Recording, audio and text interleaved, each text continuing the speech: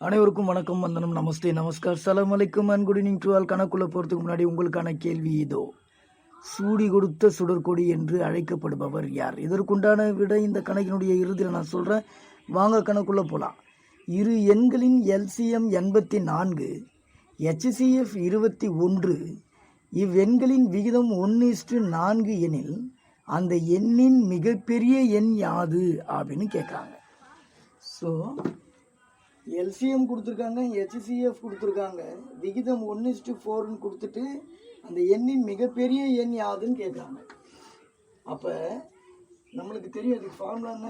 X × Y = HCF × LCM. So X ஒய்ன்றது விகிதமாக நம்ம எடுத்துப்போம்.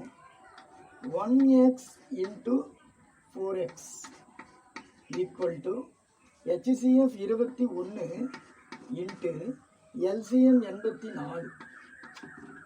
ஸோ 1 × 4x பெருக்கினா நம்மளுக்கு என்ன இருக்கும்? 4x² கிடைக்கும். 21 × 84. ஸோ x² இங்கே வச்சுக்கிட்டு 4 அந்த பக்கம் அனுப்பிச்சா டிவைடரில் மாறிடும். 21 × 84 / 4. ஒரு நாள் 4, 2 நாள் 8, ஒரு நாள் 4. ஸோ x² 21 × 21னா x = எவ்வளோ இருக்கும்? 21. ஸோ பொது விகிதம் கண்டுபிடிச்சாச்சு. இப்போ இவற்றுள் பெரிய எண் எதுன்னு கேட்குறாங்க. அவங்க கொடுத்த விகிதத்தோட இந்த 21 நம்ம மல்டிப்ளிகேஷன் பண்ணலாம். ஸோ 1 × 21 = 21. இந்த 4ஓட நம்ம பண்ணோம்னா = 84.